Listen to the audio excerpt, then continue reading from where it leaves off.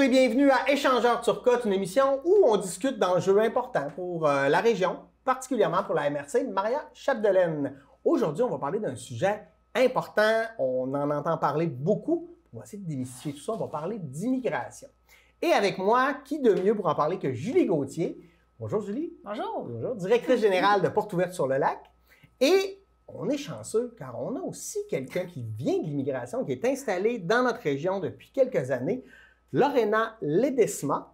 Bonjour. Je n'ai pas prononcé avec l'accent, mais qui est immigrante et qui est aussi intervenante au Centre Plein Vie à Normandin. C'est ça? Bon, bonjour à vous. Commençons. On entend beaucoup parler d'immigration. En ce moment, c'est aussi beaucoup lié avec la crise de la main-d'œuvre, parce qu'on sait, on est en pénurie de main-d'œuvre un peu partout. Puis une des solutions dont on parle le plus, c'est l'immigration. Ça semble simple dit comme ça, mais on va réaliser que c'est peut-être un peu plus complexe. C'est quoi, Julie, le portrait des personnes qui immigrent au Saguenay-Lac-Saint-Jean? Parce que ça doit être différent. J'imagine qu'ils viennent dans la région, ils cherchent autre chose. C'est quoi le portrait des gens qu'on reçoit? Bien, le portrait, c'est qu'au Québec, on a quand même une législation, comment je pourrais dire, une gouvernance qui est différente d'ailleurs au pays. Dans le fond, au Québec, on est le seul province à avoir un seuil d'immigration, avoir vraiment une structure organisationnelle qui permet vraiment l'accueil et l'intégration des personnes immigrantes sur le territoire, qui s'appelle le ministère de l'Immigration, de la francisation et de l'intégration, abréviation qu'on appelle MIFI. OK. Bon. Et puis, là, quand on entend parler d'immigrants, là, on entend plein de choses. OK? Les immigrants temporaires, les immigrants permanents, les sans-papiers, les demandeurs d'asile, les immigrants politiques ou pas les immigrants politiques, mais les réfugiés politiques climatiques. Est-ce que tu peux nous démêler un peu tout ça? Parce que ça en fait beaucoup. Là. Bien, il y a deux grandes catégories. En Lorena, il y a les permis, dans le fond, il y a les temporaires et il y a les permanents. Okay. Dans les temporaires, dans le fond, il y a différents statuts. Il y a des statuts étudiants internationaux, il y a des statuts permis de travail ouvert, permis de travail fermé. On a aussi les réfugiés qui deviennent... Permis de travail fermé, excuse-moi, je t'arrête pour être sûr. Permis de travail fermé, ça veut dire qu'ils viennent... Puis à telle date, c'est terminé. Puis ouvert, c'est qu'ils viennent, puis ça peut s'étendre. Ils ne savent pas quand est-ce qu'ils repartent. Les deux, c'est des périodes déterminées. OK. Puis mais la différence entre les deux, c'est que permis ouvert, c'est qu'ils vont pouvoir travailler pour différents employeurs. Mais permis fermé, c'est qu'ils sont mandatés contractuels ils viennent travailler pour un employeur spécifique. Okay. Au départ, là, à leur arrivée, là, c'est déjà planifié, là? C'est déjà planifié, puis c'est vraiment contractuel avec un employeur. OK. M'excuse, mais c'était pas si niaiseux. J'étais dans le champ. Fait que permis ouvert, ça permet vraiment une latitude là, à l'individu, à la personne de changer d'emploi comme il le désire. Permis fermé, bien, ça le restreint là, à un seul employeur. OK. Bon. C'est pour ça. Puis, pour le Lac-Saint-Jean, ça représente environ 75% des individus qui arrivent sur le territoire avec des permis, avec des statuts temporaires fermés. OK. Bon. De notre clientèle. Ça veut peut-être dire qu'il y a d'autres candidats qui arrivent sur le territoire qui ne passent pas par le Porte Ouverte sur le Lac, mais le gros bassin, on a quand même une belle notoriété sur le territoire, qui fait que ça représente environ 75% des nouveaux arrivants. Fait que ça, c'est pour les temporaires. Quand on parle de permanent, c'est que là, ils ont le droit d'habiter ici comme ils veulent, là, aussi longtemps, puis ils pourront éventuellement demander la citoyenneté canadienne. Oui, c'est ça. Bien, il y a différentes façons d'arriver directement ici avec une résidence permanente. Soit d'être parrainé pour un regroupement familial, soit au niveau économique, parce que le gouvernement a décelé certains statuts, soit de métiers catégorisés, puis il y a aussi au niveau humanitaire. OK. Fait qu'il y a ces trois critères-là que le gouvernement peut légiférer sur le statut permanent. D'accord. OK. Toi, Lorena, à un moment, tu vis au Mexique, et puis à un moment donné, tu décides de... Comment ça se passe? Parce que dans le processus, là, toi-même, au départ, tu ne devais pas être au courant de tous ces statuts-là, puis comment on découvre ça? Est-ce que ça a l'air gros au départ? Raconte-moi ton histoire. Mais moi, mon histoire, c'est pas vraiment... Je suis au Mexique, et je fais partie d'une entreprise familiale, puis d'un coup, je dis... Je veux aventure, je veux aller ailleurs, puis j'ai choisi Québec. OK. Juste de même. Sans savoir. Sans savoir, était où, sans savoir que parler français, rien. Ah oui, OK. Donc, c'était carrément mon désir d'aventure. Donc, je suis arrivée ici. C'était vraiment hot et tout. J'ai aimé la région.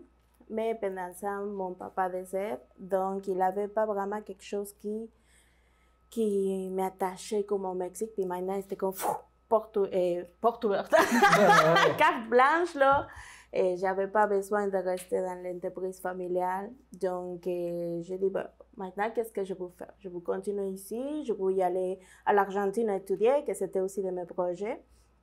Mais je tombe en amour avec la région. Ah, ça, c'est dur. C'est ça, toute ça la attache. nature, tous les paysages, et l'entraide.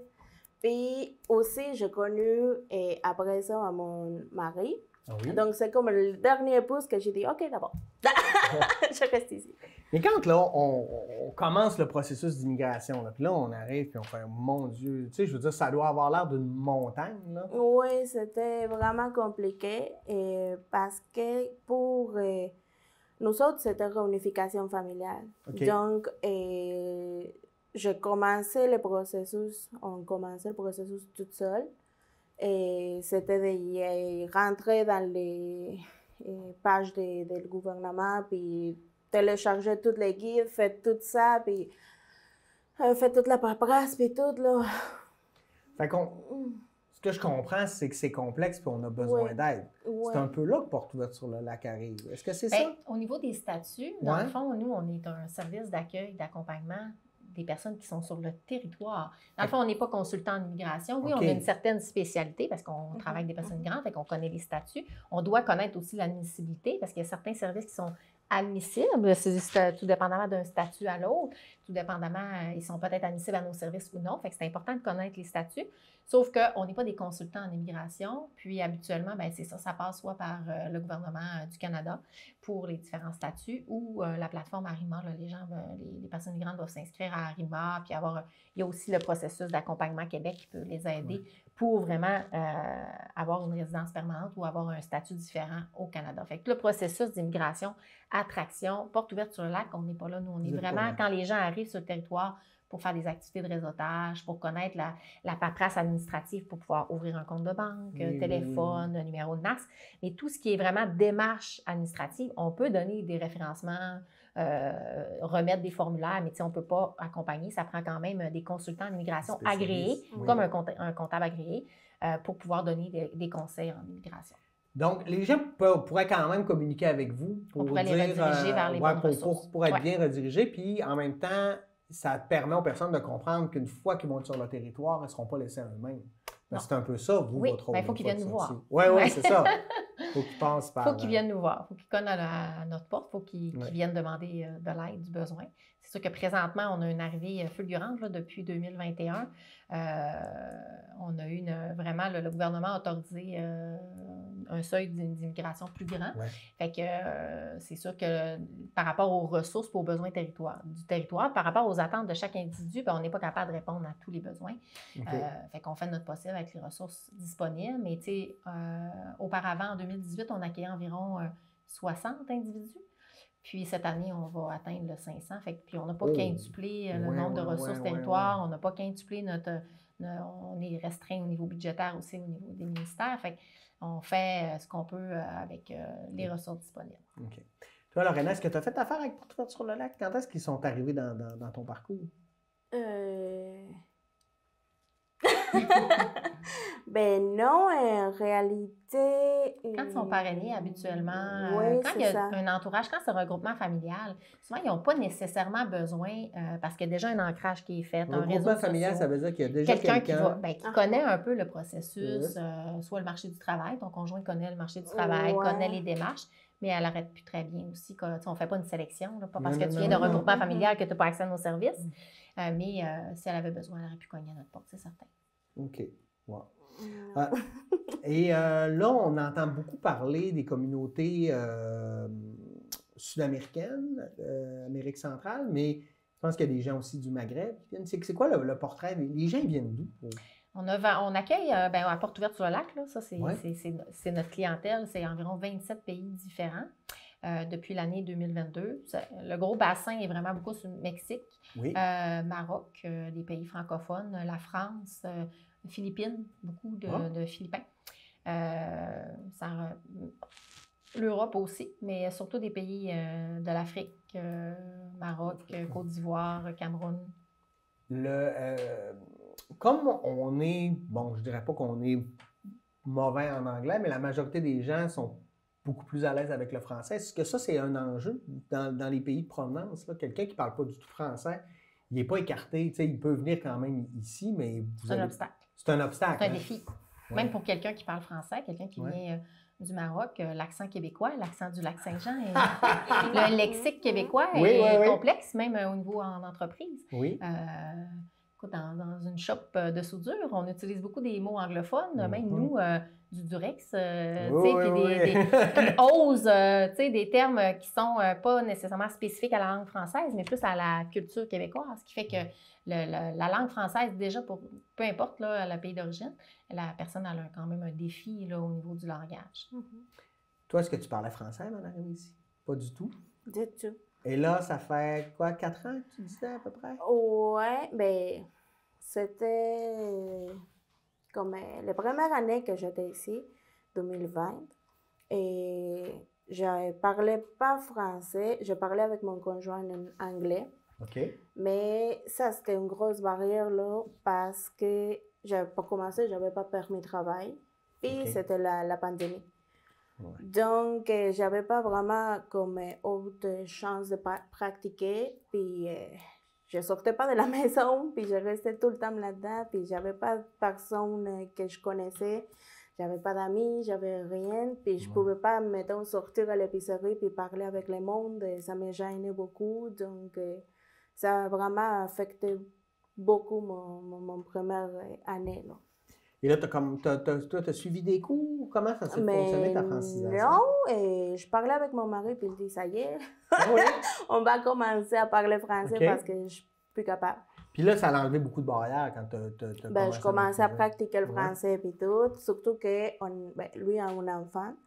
Donc, je pratiquais plus avec lui, puis parler avec lui, il est magnifique, là, il me montrait des mots, puis tout ça. Puis, donc, c'était surtout en français même, mais c'est juste que j'ai commencé à travailler dans mon actuel travail, là, que je pratiquais comme il faut mon français, puis j'ai appris comme les mots québécois. Oh, ben là, tu as dit comme pitoute, je t'ai entendu ça, pitoute. Oui, c'est ça! Wow, tu sais, on est... Là, pitoute, oui, là. Il y a beaucoup de marches de montée. Il y a beaucoup d'organismes qui offrent des cours de francisation. Il y a le Tracé à Saint-Félicien, il y a les centres scolaires, puis il y a même de l'offre là, pour les services aux entreprises qui voudraient rendre ça accessible là, à leurs travailleurs. Il y a des programmes là, spécifiques là, pour la francisation. Le gouvernement a vraiment mis une emphase dans son mandat dans cette année. Là, vraiment, la francisation était une de ses Je pense que pour l'intégration, c'est un oui, facteur majeur. Oui, c'est certain. Tu l'as senti. Penses-tu que tu aurais pu trouver un emploi ou être aussi heureuse que tu l'es maintenant si tu n'avais pas réussi à parler français? Ben non. Non? Non, c'était une grosse démarcation. Oui, c'est ça? Oui. C'était comme un gros step. Là. Une grosse marche à monter. Une grosse marche à monter, mais heureusement, je n'étais pas toute seule. Ouais. Donc, dans mon travail, là, ils sont vraiment accueillants, puis ils me montrent des expressions, puis des anecdotes, puis tout ça, ah, OK, je comprends, là, puis je comprends même le transfond de chaque mot, puis j'adore. Mais l'intégration d'une personne issue de l'immigration, c'est son intégration à elle. Tout son mérite revient à Lorena. Absolument. Absolument. Puis elle s'implique beaucoup dans la communauté. C'est un bel exemple d'implication. Puis, tu sais, oui, l'intégration, on est un organisme communautaire qui aide l'intégration, mais l'individu doit de sa part être réciproque dans sa démarche. Il doit aussi être activement autonome et être dans l'action. Être dans l'action aussi. C'est ça, il ne faut pas attendre. On ne peut pas aller les chercher à la maison. Il faut qu'ils viennent nous voir. Puis, Lorena est un bon exemple d'implication dans son milieu. Non, même pour un employeur, j'imagine, tu sais, il peut faire un bout du chemin, mais il ne peut pas, pas tout faire. Là. Non, c'est ça. Il a besoin de quelqu'un de fonctionnel aussi là, à l'intérieur de son entreprise. Oui. Wow. Pourquoi, toi, tu es venu ici par désir d'exploration, de découverte. Ça. J'ai fait la même chose à un plus jeune âge. Mais c'est pas tout le monde. Pourquoi les gens décident d'immigrer en général? Bien, on a fait plusieurs recherches. Là. Je n'ai pas exactement les sources là, pour vous donner les sources, mais vous pourriez aller voir sur notre site Facebook ou sur notre page, notre site web. On a beaucoup de recherches là, qui ont été faites là, soit par notre chargé de projet, Jeanne Tremblay, ou soit par différentes firmes, là, maîtrises ou projets là, qui ont dans le fond, qui montrent que un des facteurs favorables à l'attraction ou pourquoi la personne immigrante veut, c'est pour changer sa qualité de vie. Qui va la motiver, c'est vraiment au départ, c'est l'emploi. Oui, c'est vrai que le Canada a vraiment une belle notoriété au niveau des paysages, la qualité de vie. Souvent, les gens, là, quand ils décident de venir rester au Canada, c'est vraiment comme le paradis. C'est vraiment la terre promise. Il fait un bon vivre, c'est calme. Puis, mais ce qui va vraiment définir là, la première année, c'est vraiment l'emploi. S'il est heureux à l'emploi, parce qu'on passe quasiment 8 heures par jour à l'emploi. Puis par la suite, ce qui va faire que la personne va rester, c'est après ça, là, c'est la qualité de vie, le réseautage, l'ancrage. Fait que c'est ce qui est vraiment le facteur favorable. Il y a aussi d'autres facteurs, si on parle un peu de la régionalisation, migration intersectorielle, bien, au niveau du capital physique, c'est sûr que là, présentement, on est en pénurie de logement, mais l'acquisition d'une propriété ou d'une terre, c'est quand même plus accessible, en tout cas, que certains pays. Puis, il y a aussi l'accès à des services, là, comme services de garde, institutions d'enseignement, les écoles pour les enfants. Ça rend quand même le territoire très accueillant, même si présentement, on est en pénurie de place en garderie. Des fois, c'est un petit peu contradictoire, mais c'est ça. Il faut travailler avec le milieu là, pour pouvoir mettre justement là, la disponibilité des logements et des garderies pour les familles, pour avoir encore plus d'attractivité. Mais ça doit faire la différence aussi pour, par exemple, quelqu'un qui vient de manière temporaire et dire « Ah, j'aimerais peut-être ça, venir m'installer avec ma famille. » Mais là, si je veux m'installer avec ma famille, là, ça prend plus que quand je viens tout seul. Là. Oh, oui, c'est sûr que l'accompagnement est différent. On le voit là, quand c'est des familles, le processus est beaucoup plus ardu, puis beaucoup plus long, plus difficile. Les gens, quand des fois tu arrives seul, tu as moins de responsabilité. Bien, pas une responsabilité, mais tu peux t'arranger. Tu sais, quand tu viens avec des enfants, bien là, il y a cette pression-là, cette charge-là, ce stress-là. Qui rentrent en ligne de compte. Oui. Même s'ils vont être meilleurs que nous, les adultes, pour apprendre la langue, c'est quand même un défi pour eux. C'est très impressionnant à quel point les enfants sont des éponges. On a une famille ukrainienne qui sont arrivées dernièrement, là, puis le petit bonhomme a 6 ans, puis il se débrouille comme un poisson dans l'eau, mais c'est plus difficile là, pour il y a des enfants un peu plus âgés, là, adolescentes, c'est plus difficile. Puis là, dès que tu prends un peu plus d'âge, des fois, c'est la gêne, c'est le blocage. Souvent, les enfants ont cette naïveté-là de s'ouvrir à l'autre, c'est souvent ça. Ils n'ont pas peur de se tromper. Lorena le disait tout à l'heure, souvent à l'épicerie, c'est la gêne. C'est ça qui bloque l'apprentissage. Et au niveau de la langue, est-ce que les gens sont curieux aussi, des fois,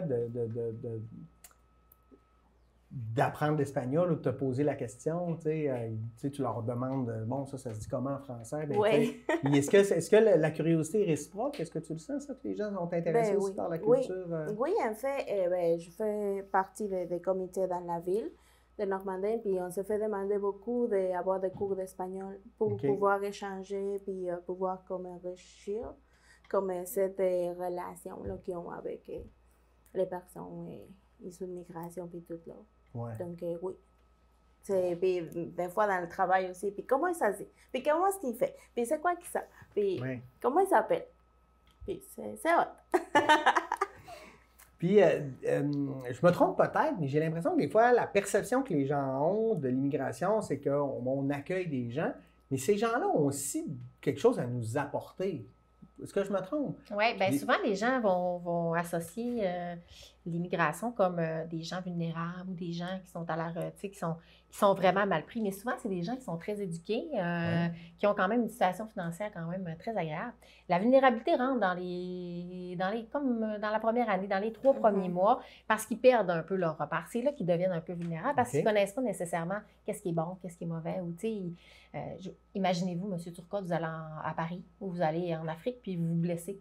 Vous allez où à l'hôpital? Aucune idée?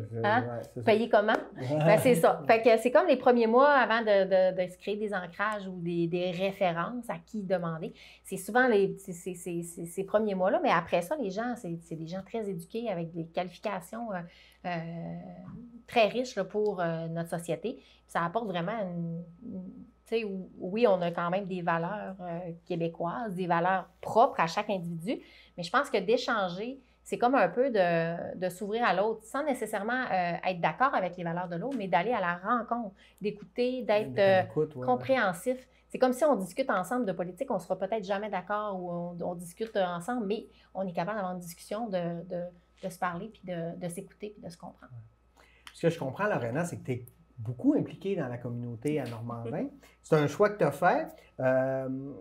Et puis tu t'impliques là à tout vent ou tu as des plus avec genre les gens issus de l'immigration? Ou c'est quoi tes implications que tu fais? Ben, pour commencer, j'ai découvert avec les bénévolats. Oui. Une belle façon de créer mon intégration. Oui. Donc, les premières années que je ne travaillais pas, j'ai fait du bénévolat à la bibliothèque. Donc, ça me donnait comme une raison de sortir de mon lit et de faire de quoi dans ma vie, là, tu sais, à part d'attendre la réponse du ministère. Donc, c'est très long. Ouais, c'est ça. Donc, j'ai commencé par ça. Puis après ça, ils me sont invités à faire partie du comité consultatif de loisirs, culture et sport comme représentant de nouveaux arrivants à Normandie. Donc, je rentrais là-dedans. Puis, avec la responsable, je commençais à travailler un petit peu pour dynamiser son politique d'accueil et puis établissement durable dans le territoire des nouveaux arrivants à Normandie. Donc, c'est là qu'on a commencé à travailler sur le local multiculturel à Normandie, faire des activités et recruter des personnes pour faire cette activité, dynamiser tout ça, pour créer un milieu d'inclusion, d'interculturalité, d'apprentissage. Oui, c'est ça. Mais que c'est important que soit la personne nouveau arrivante qui accueille à les autres. Parce que quand tu arrives puis tu connais pas vraiment l'endroit puis tout ça, tu es tout le temps comme l'accueilli. Tu es tout le temps comme lui qui arrive, là, mais que tu invites les autres, que les autres viennent puis que c'est toi qui guide l'activité. Donc ça renforce beaucoup la prise de pouvoir, l'estime de soi, le partage. Donc c'est ça comme la vision qu'on a dans les locaux multiculturels. Ça démontre aussi justement l'apport de l'immigration à Normandin. Je veux dire, là, ça amène de l'ouverture, ça amène des échanges. Parce que moi, j'ai longtemps occupé des étudiants étrangers. Puis ils me disaient, vous êtes gentils les Québécois, mais on dirait que ça finit à 5 heures. Dans le sens que tant qu'ils étaient à l'école, ça allait, mais le soir, il n'y avait pas d'amis, il n'y avait pas justement de réseau. Fait que c'est ça qui est important aussi, là, de se créer une vie sociale. Oui, c'est ça, parce que dans chaque activité, il y a de plus en plus, merci Dieu aussi, de plus en plus d'assistance de la population en général. Donc, quand le monde va à l'épicerie, par exemple, et « Hey, salut, je t'ai vu dans cette activité-là ». Donc, ça déjeune un peu plus, puis ça te fait comme sentir partie de... Oui, ça va avoir un impact aussi, même dans la communauté, là. J'imagine, par exemple, que... si vous faites des activités, je ne sais pas, en lien avec la nourriture mexicaine, ben, l'épicerie va probablement être obligée de commander des affaires qu'elle n'a pas naturellement, mais ça va amener les gens à cuisiner, ça va créer une demande, ça va pouvoir métisser aussi, là, pourquoi pas faire une tourtière au piment fort. Je pense que c'est ça, une des plus belles opportunités qu'offre l'interculturalité. Oui. C'est de chaque personne qui vient avec ses lunettes, avec comment il voit la réalité. Donc, une fois que tu le présentes, cette lunette-là, tu vas pouvoir découvrir qu'il a autre option de comment faire les choses. Donc, c'est ça qui enrichit l'espace. Donc, toi, tu as choisi Normandin, c'est le fun, j'aime ça. Mais c'est quoi nos facteurs d'attraction ici dans la région?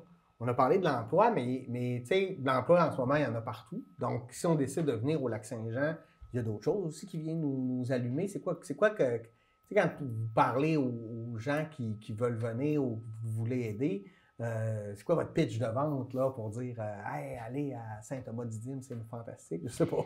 Bien, l'attraction, c'est souvent les entreprises qui vont le faire ou les firmes de recrutement privés. Ça veut dire c'est vraiment de l'attraction. Nous, c'est quand les gens arrivent sur le territoire que c'est là qu'on les prend en charge. Ouais. Mais les facteurs peuvent être différents à chaque individu. Hein. Chaque parcours migratoire est différent. Ils vont avoir des obstacles, chaque individu va avoir des obstacles différents. Fait que c'est difficile de dire, tu sais, chaque personnalité va... Mais c'est sûr qu'en gros, c'est l'emploi puis la qualité de vie, là, les grands espaces, puis la tranquillité. Oui. C'est ce qu'ils recherchent quand ils viennent au Saguenay-Saint-Jean. Ouais. C'est sûr, s'ils recherchent du nightlife comme à Montréal, ils ne trouveront pas. Fait qu'ils vont être déçus. Fait que souvent, c'est l'intérêt premier, là, des grands espaces, la vie tranquille, la vie familiale. Oui, être capable aussi d'élever sa famille en sécurité. Et comme je l'ai dit tout à l'heure, le capital physique, d'avoir accès à une propriété qui est peut-être plus facile. Pour un employeur qui décide d'embarquer là-dedans, de faire la promotion, d'aller chercher, pourquoi il prend ce chemin-là? Est-ce que... qu'est-ce qu'il a à y gagner, lui? Tu sais, dans le sens, moi, je le vois, là, mais je pose la question naïvement, là. Tu sais, parce qu'il y en a qui doivent prendre d'autres avenues pour trouver des gens parce qu'ils ont besoin de main-d'œuvre. Mais c'est quoi l'avantage? Qu'est-ce qu'ils vont chercher dans l'immigration, ces employeurs-là? Là, on dirait que c'est la solution. Moi, je pense qu'il faudrait leur poser la question.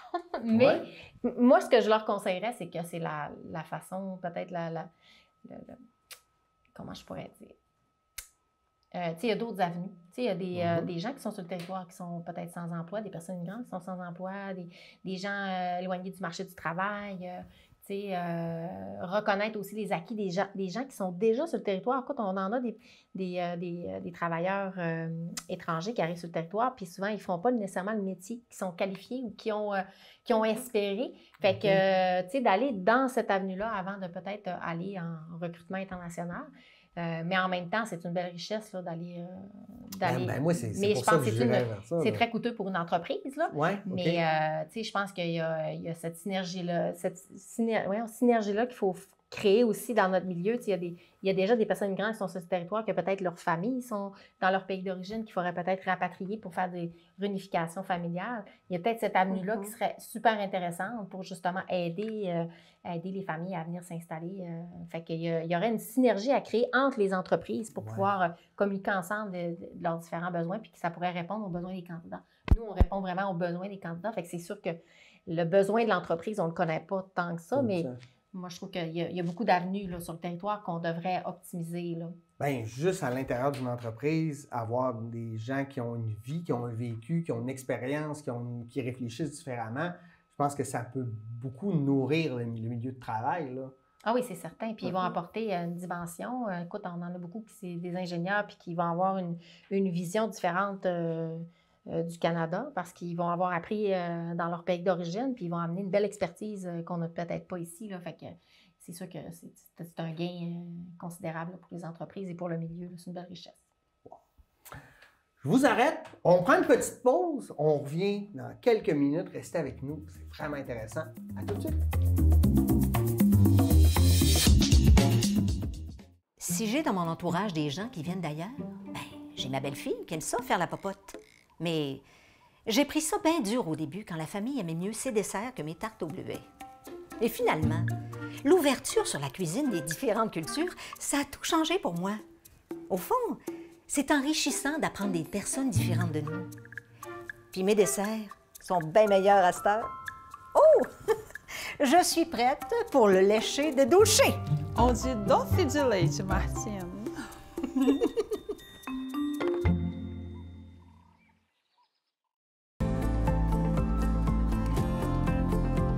La vraie télé, c'est la télé communautaire, c'est la télé autonome, la télé libre, parce qu'elle n'est pas contrôlée par des géants, elle n'est pas contrôlée par de la publicité, elle n'est pas contrôlée par du gros argent, elle est contrôlée par vos intérêts. Tu veux savoir qu'est-ce qui intéresse les gens d'une place en particulier? Tu veux savoir qu'est-ce qui se passe en ce moment à Ville-Marie, dans les Basses-Laurentides? Bien, il faut que tu regardes la télé de cette place-là, puis elle est disponible sur le web à cette heure. 2 clics, tu sais ce qui se passe. Tu sais, l'avenir, là, c'est de parler des vrais enjeux, des vraies valeurs, de ce qui nous touche vraiment. Et il n'y a rien de mieux qu'un médium local pour le faire. C'est pour ça que les télécommunautaires autonomes font ce travail-là. Et puis, on parle souvent de codes d'écoute, puis tout ça. Un, les codes d'écoute sont assez bonnes, puis deux, Le qualitatif, c'est important aussi. La qualité des gens qui regardent, c'est des gens intéressés, intéressants. Pourquoi? Parce qu'on regarde notre communauté. On peut passer à la TV et parler de nos enjeux. Là, on parle des vraies affaires. On parle pas juste des Moses de vedettes de schnout de Montréal. Non! On parle de ce qui se passe chez toi. Les bénévoles sont partout. Nos activités sportives, de loisirs et de plein air sont rendues possibles grâce au travail de bénévoles. Ici, les bénévoles vous permettent de faire du sport dans votre quartier. Ici, les bénévoles participent à la tenue d'événements locaux. Ici, les bénévoles assurent l'entretien et la signalisation des chemins de randonnée. Dans votre centre communautaire de loisirs, votre association sportive ou votre club de plein air, tout prend vie grâce aux bénévoles.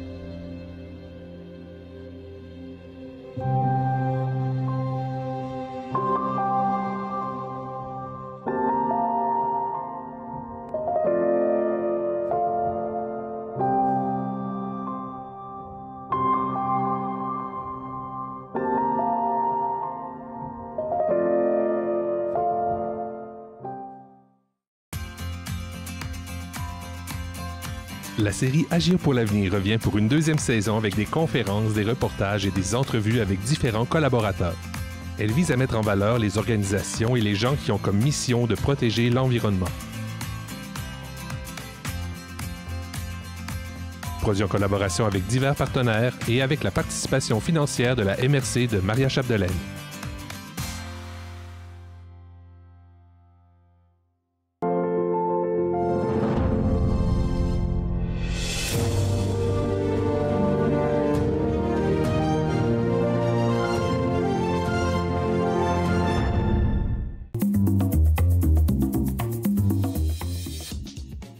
On est de retour. Merci d'être à l'écoute. Je suis toujours avec Julie Gauthier, directrice générale de Portes ouvertes sur le lac, et Lorena Ledesma, immigrante et intervenante au Centre Plein Vie à Normandin. On parle d'immigration. C'est quoi les défis? Parce qu'on en a parlé, il y a des obstacles. C'est quoi les principaux défis d'une personne qui veut immigrer? C'est beaucoup. Présentement, c'est de trouver des logements. Oui, ça, c'est logements, les garderies. Les difficultés, souvent, ça va être le choc culturel, la langue. Ça peut être aussi la religion, les valeurs. Oui. Quand tu parles de choc culturel, est-ce que c'est en lien avec la perte, en fait, de leur culture ou c'est quoi qui les choque dans c'est-tu l'hiver? C'est-tu notre manière de vivre? Je sais pas. Loin de leur famille. Écoute, puis perdre vraiment toute la culture, la nourriture. C'est un changement radical là, de tes habitudes de vie là, qui changent tout au tout. Souvent, ils arrivent ici avec 2 valises. On n'a presque pas de transport en commun. À Mexico, il y en a du transport en commun. Il y en a du bon. C'est facile de déplacer sans... Ici, tout est loin. Les services aussi, les services de proximité. Oui, on a quand même des bonnes institutions, des bons organismes, mais il y a quand même cette rareté-là là, de ressources à l'intérieur des organismes qui fait que, c'est difficile de se perdre aussi à travers toute cette structure-là québécoise là, qui est quand même spécifique à notre province, qui fait que les personnes immigrantes ne connaissent peut-être pas nécessairement toutes les sphères là, de la société québécoise. Fait que c'est un apprentissage, fait que ça, c'est un défi. La langue, la religion, autre défi, l'intégration, se créer un cercle Avoir d'amis. des amis. Même moi, je partirais pour aller rester à Montréal, puis on aurait de la difficulté à se créer un cercle. Là. Fait que cette difficulté-là de se créer un réseau, c'est pas facile. Je suis revenu dans la région en 2006, ça faisait peut-être une vingtaine d'années que j'étais parti, puis je connaissais plus personne. Tout était à refaire, puis je suis natif d'ici, là, fait que je peux imaginer. Puis Lorena, elle pourrait peut-être nous dire ses propres C'est quoi, défis. ouais? Là, c'est quoi qui a été le plus gros choc ou les plus gros défis pour toi? Ben, je pense que c'est tout le deuil, vivre mon deuil migratoire. OK. C'est des... Moi, la personnalité que j'ai construite au Mexique, c'était à refaire, à passer pour une analyse sur, après de faire l'immigration. Parce que quand tu viens à notre pays, tu perds toutes tes repères, tu perds tout ton pouvoir, le pouvoir de connaître combien de temps ça me prend pour aller là-bas, comment je peux le faire. Puis, donc, tu prends tout ça et tu commences à zéro. Donc, c'est de faire toute cette passe de qui j'étais au Mexique, à qui je suis maintenant ici, c'est quoi que je veux garder de ma culture d'origine, c'est quoi que je veux adopter de la nouvelle culture qui vient ici. Okay. Donc, tu viens avec des lignes directrices que ta société te donne c'est ça, être une personne telle. Donc, tu viens, puis c'est différent.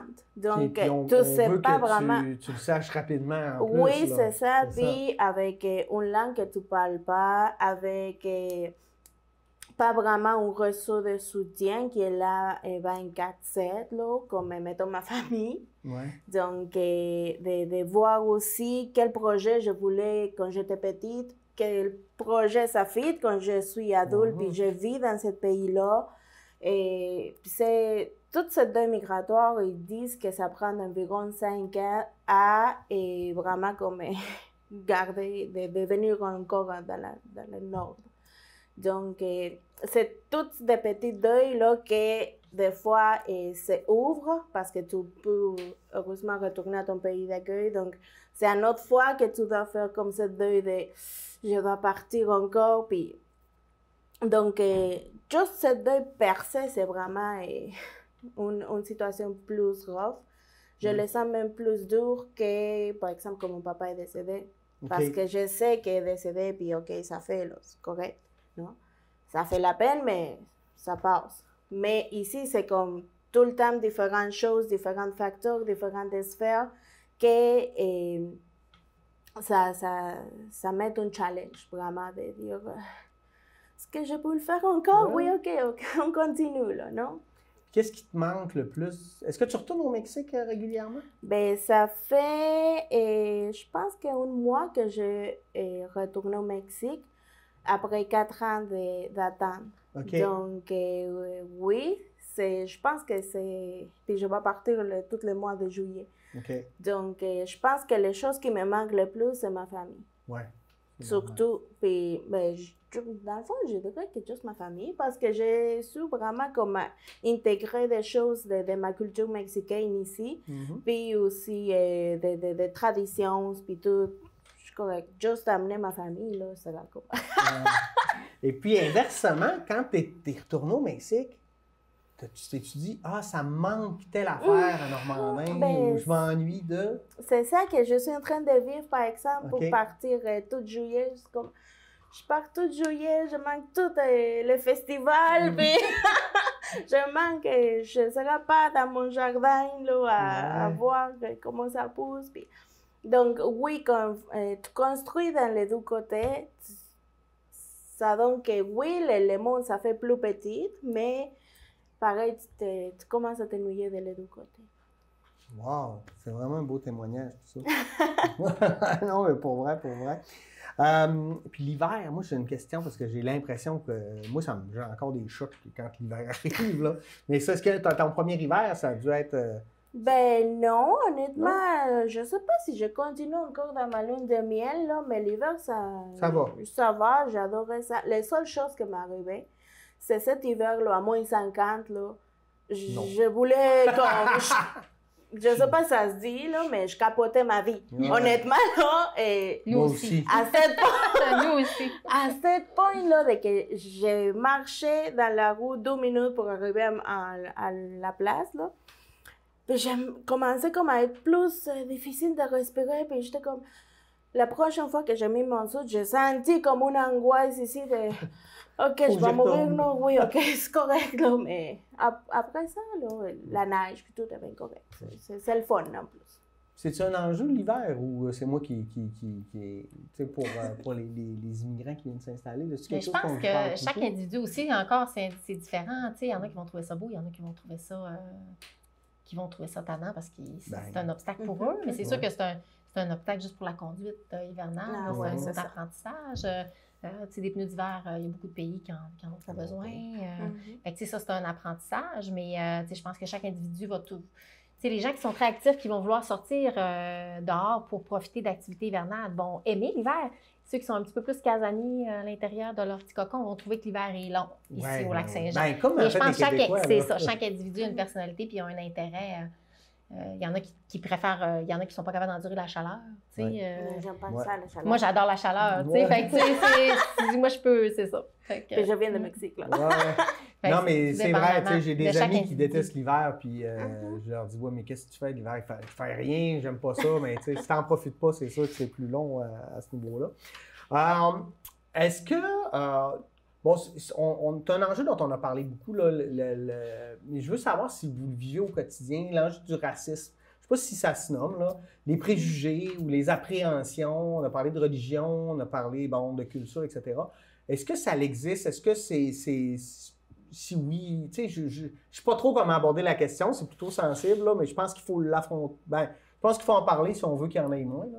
Le Lac-Saint-Jean, on est une terre très accueillante, mais on n'est pas parfait. Je pense qu'on a avancé dans la société depuis depuis les dernières années. Je pense que la pénurie de main-d'œuvre a amené aussi cette ouverture-là. Les municipalités ont intégré aussi des politiques d'inclusion. On voit que le collectif s'implique davantage, on essaie de créer des alliés dans la société pour justement, comme Lorena le fait, pour qu'on puisse être encore plus accueillant. Parce que le parcours de Lorena, ben, elle comprend quelque chose que nous, on ne comprendra peut-être jamais. On peut les écouter, on peut avoir beaucoup d'empathie, puis on peut essayer de les accompagner, tout ça, mais dans le parcours migratoire, ils ont une compréhension, puis quand tu l'as vécu ou quand tu vis un deuil, il y a une certaine empathie qui est créée, mais on est là pour les accompagner, les soutenir. Mais je pense qu'au niveau du racisme puis des préjugés, on a encore du chemin à faire parce que nous, c'est sûr que les candidats, souvent, on est témoins, puis souvent, on est les premiers répondants, fait souvent, on est beaucoup à l'écoute. On n'est pas des intervenants en psychosocial, fait que c'est sûr qu'on réfère beaucoup à des organismes. Il y a des droits, la Commission des droits de la personne qui sont outillés. Il y a la police aussi. Fait que c'est sûr que nous, on a des témoignages. C'est sûr qu'il y a des gens qui vivent de la discrimination, du racisme. Souvent, c'est par maladresse, mais en même temps, je ne veux pas l'atténuer parce qu'il y en a que c'est il y en a pas pur et dur. Il n'y a rien de violent, il n'y a rien de haineux. Tout est dans le verbal ou des fois, c'est même dans le non-verbal. Une femme peut changer de trottoir quand elle voit une personne noire arriver. Tu sais, fait que ça, systématiquement, la femme, elle a peur. Je le comprends, mais elle a un préjugé par rapport à la couleur de peau. C'est ça. C'est ça. Ou, il peut aussi avoir des préjugés positifs. Moi, j'ai déjà entendu dire, une femme dire à une personne, hey, je pensais pas que ça allait être aussi propre chez vous. Tu sais, je m'imaginais que ça allait être sale. Tu sais, ça, c'est encore un préjugé ou un autre préjugé positif que j'ai déjà entendu, c'est je pensais pas que tu allais être bon à l'école. Tu sais, des préjugés, tu sais, des compliments, mais ça fait des maladresses, ça fait des petites blessures. Puis, tu sais, des blessures, ça se guérit, là, mais ça reste toujours marqué. Fait que c'est important d'être vigilant. Puis des fois, on peut être maladroit, de s'excuser. Puis fait que c'est sûr. Puis tout le monde en a des préjugés, là. Même moi, tout le monde en a des préjugés. Tu sais, systématiquement, on va regarder quelqu'un, puis on va systématiquement porter un préjugé. On va voir un homme habillé en tuxedo dans une voiture riche, puis on va penser qu'il est millionnaire. Fait que, tu sais, systématiquement, on va porter un jugement systématiquement en voyant un individu. Fait que c'est sûr que l'objectif, c'est de défaire les préjugés. C'est quoi comment on fait ça? T'sais, parce que... D'en être conscient. D'en être conscient, puis de le nommer. De le nommer. Hey, excusez, je viens de faire un préjugé. De nommer sa part. De nommer, des fois, c'est parce qu'on est maladroit, puis là, on fait, hey, mon Dieu, ce que je viens de dire là, ça se dit pas. On a déjà entendu des mots comme Ah, c'est ça, c'est un étrange. C'est des choses qui ne se disent pas. Il y a des termes, la diversité culturelle, une personne immigrante, une personne noire. Il y a des choses qu'il faut qu'on le dise. Mais c'est ça, il y a des mots qui sont. C'est de vouloir aussi comprendre. Ouais. Moi, j'ai un bon ami algérien qui est musulman. Puis moi, après le 11 septembre, j'étais comme tout le monde. Là, j'avais peur parce que je ne comprenais pas. Puis je me suis assis 2 heures avec juste pour qu'il me parle de sa religion. Aujourd'hui, je peux te dire que ça ne me fait pas peur, dans le sens où ça me permet de comprendre, mais je pense qu'il faut aussi le désir de vouloir comprendre la réalité de l'autre. Est-ce que tu sens que les gens vont vers toi te poser des questions qui sont ouvertes à ta culture et à tes origines? Oui, puis sinon, les choses que moi je pourrais dire, c'est comme, viens, excuse-moi, je mélange mon espagnol et le français. Je vais te dire un petit peu sur ça ou tout ça. Là. Donc, non plus te gêner de faire les questions, pourquoi tu fais ça, comment c'est, de où ça se vient. Et je pense que ça vient beaucoup de l'ignorance puis le manque d'information. Donc, si tu peux te sentir à l'aise de dire, excuse-moi, là, avec tout, comment tu le fais, c'est quoi que tu veux dire, c'est quoi que tu fais, là. Donc, dans le fond, dans mon travail, je sais comment ça se vit, comment ça se passe, c'est quoi qui sens vraiment... Peut-être dire, c'est quoi ton mets préféré, ta couleur, qu'est-ce que tu fais comme activité l'été, d'aller dans des questions banales, puis souvent c'est parce qu'on, tu sais, est-ce que tu vis du racisme, c'est des questions qui sont quand même lourdes, tu sais, des fois, oui, c'est important d'en parler, c'est comme un peu de la politique, mais tu sais, je pense que c'est important d'apprendre à connaître l'autre et non de connaître son parcours. Moi, je suis quelqu'un de curieux dans la vie, et chaque fois qu'il y a quelqu'un qui vient de l'étranger, parce que ça m'intéresse, je pose toujours la question, comme je me suis fait dire, est-ce que tu réalises que chaque fois que tu fais ça, tu mets le doigt sur le fait que tu identifies que la personne est différente? Là, je suis venu mal à l'aise, mais je sais que mon intention n'a jamais été, tu sais, c'était plus de la curiosité, mais c'est d'apprendre ça, en fait, là. D'être capable c'est vraiment intéressant. Parlons maintenant de Porte ouverte sur le lac, parce que vous êtes là, vous avez une mission qui est d'accompagner les jeunes une fois qu'ils sont sur un territoire. Comment vous faites ça? C'est quoi les services que vous nous offrez? Ben, vous, pas à moi, mais à l'ensemble de la population. Bien, dans le fond, c'est un service individualisé aux personnes immigrantes, mais à tous les nouveaux arrivants qui viennent sur le territoire. Puis on va les accompagner dans leurs besoins. Puis ça va être spécifique à chaque individu. Chaque individu a des besoins différents. Soit qu'il va vouloir avoir un emploi, soit qu'il va vouloir... des fois, les démarches toutes administratives, des fois, la firme de recrutement va avoir fait le NAS. Là. Fait que souvent, des fois, ils ont juste besoin de rentrer dans la banque pour les activités. On les invite à nos activités réseautage. Puis les activités, oui, on a une banque de candidats, mais nos activités d'intégration sont ouvertes à tous. Là, depuis, on a une entente avec les 3 MRC.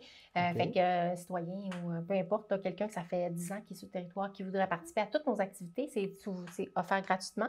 Puis ils ont juste soit à s'inscrire avec nos publications sur la page Facebook ou à nous envoyer un petit courriel ou à se présenter. On ne refuse jamais personne. Puis c'est ça. Fait que c'est gratuit autant pour la population en général. Ce qu'on veut faire, c'est un rapprochement interculturel. Puis on veut rapprocher les gens pour créer des liens significatifs. Une question qui va paraître peut-être étrange, mais juste moi, je n'ai pas de filtre. Moi, je viens de la Beauce. Je veux m'en venir au Lac-Saint-Jean. Est-ce que vous pouvez m'aider?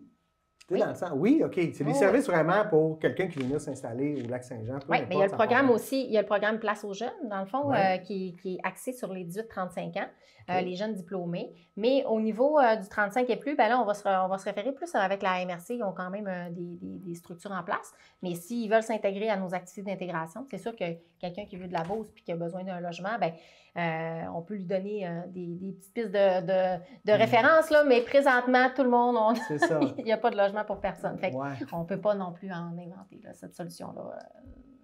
C'est problématique. Oui, c'est clair, c'est clair. Et vous devez aussi faire de l'accompagnement pour les entreprises ou pour les employeurs, ou je me trompe? Non, bien, ce qu'on fait, c'est la liaison d'entreprise. Okay, vous faites les liens. Oui, on fait les liens. Fait que si une entreprise va recevoir, il y a une arrivée d'individus qui arrivent sous peu, bien, il peut nous adresser des demandes. Est-ce que c'est possible de venir à l'arrivée pour... dès qu'ils arrivent sur le territoire, là, dans le fond, s'ils arrivent soit à Roberval ou à Normandin, puis on peut faire une journée d'accueil avec eux là, pour épicerie, pharmacie, les besoins essentiels. Auparavant, il y a 10 ans, on faisait un tour de ville, il y avait à peu près 60 personnes par année. Fait qu'on faisait un tour de ville, puis c'était un service beaucoup plus personnalisé dans chacun des territoires. Mais là, avec l'augmentation, on demande vraiment à la part là, des municipalités de s'impliquer dans cette démarche-là. Fait qu'on a du référencement là, qui est fait avec les MRC pour que le milieu puisse aussi embarquer. On voit Saint-Thomas-Didyme a été lauréat du prix Ulrich Cherubin. Puis on voit encore plus, là, on voit la ville Saguenay, là, sont en train de créer vraiment des belles activités d'intégration. La ville de Saint-Félicien, là, le Vivre ensemble, là, le 22 juillet. Fait que, on voit qu'il y a une mobilisation aussi.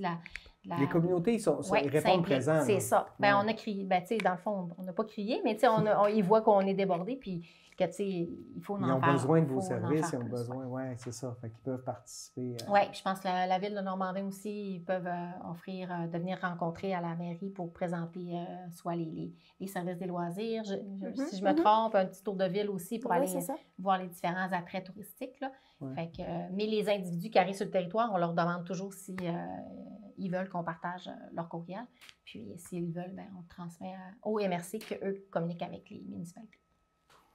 Lorena, pour, mettons, les employeurs, les municipalités, peu importe les gens qui nous écoutent, on entend souvent dire « Ouais, c'est correct, là, on veut des immigrants, mais on veut qu'ils s'intègrent. » Tu sais, je sais pas, il y a c'est comme de la magie, là. Mm-hmm. C'est quoi pour toi les pistes pour réussir ça? Tu sais, qu'est-ce qui nous permet, mais collectivement, pas juste pour les gens qui arrivent de l'étranger, mais aussi pour la communauté, pour créer des liens, justement, là. C'est quoi le secret ou ce serait quoi, pour toi, là, les meilleures avenues?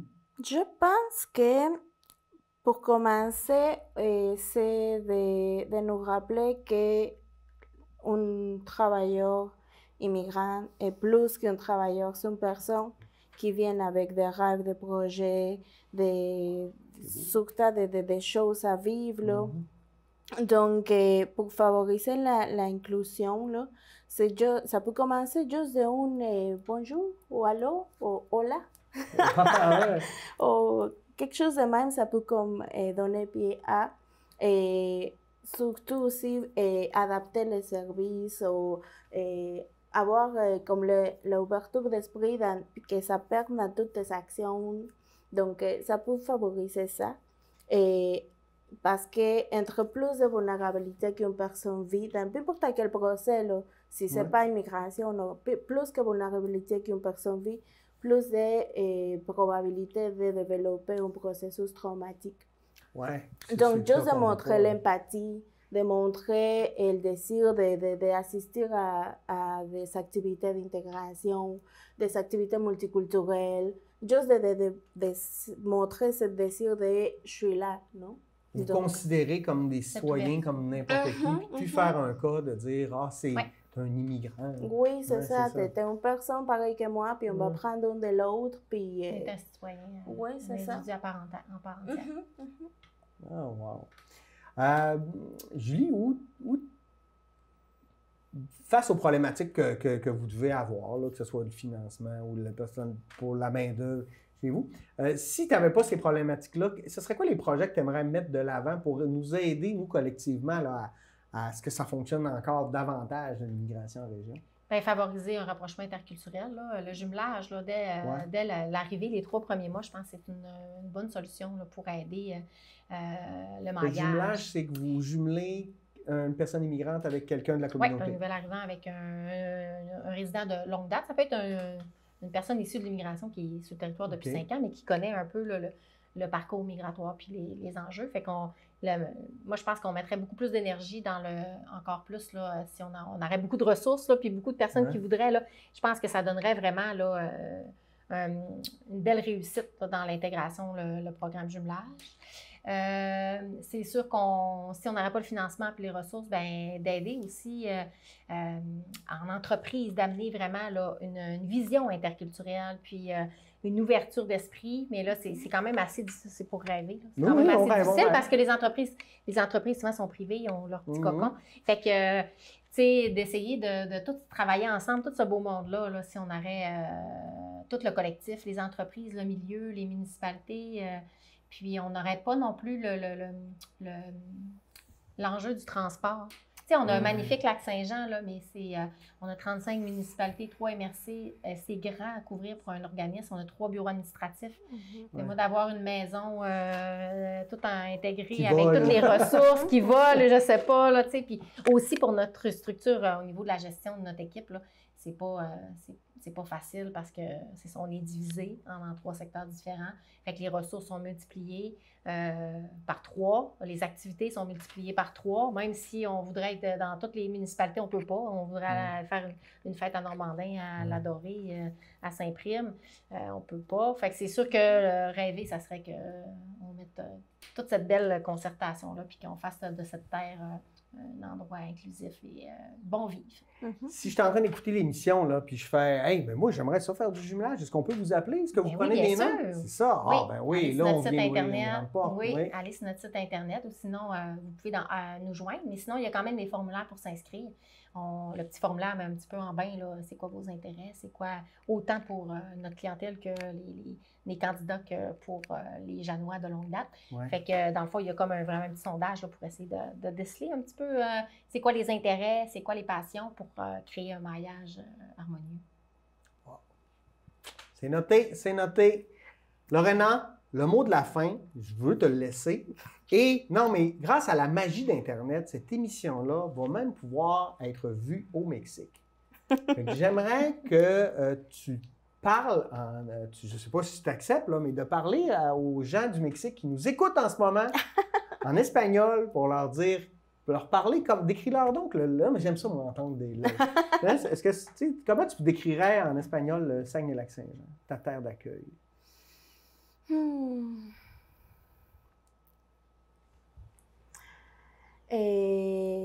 Saguenay-Lac-Saint-Jean o el lago San Juan es un lugar fértil en donde puedes venir a hacer todos tus proyectos, en donde vas a encontrar una tierra de ayuda mutua, una tierra de empatía, de sensibilidad, de contacto con la naturaleza, de seguridad.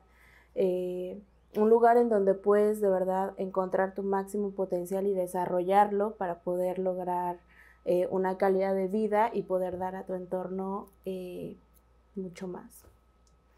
J'ai rien compris, mais ça me semblait très positif sur la région. Merci beaucoup, Lorena Ledesma, immigrante, et je rappelle que tu es intervenante au centre Plein Vie à Normandin. Bravo, merci. Continue de parler et de nous éduquer sur les autres, sur le monde, en fait, là, et de rendre notre monde plus inclusif. Et merci aussi à Julie Gauthier, directrice générale de Porte Ouverte sur le Lac. Vous êtes important, on a besoin de vous. Lâchez pas, on vous aime. Merci aussi à vous, oui, je vous aime aussi. À vous et nous, on peut se dire à la semaine prochaine pour une nouvelle édition d'Échangeurs Turcotte. Bonne semaine.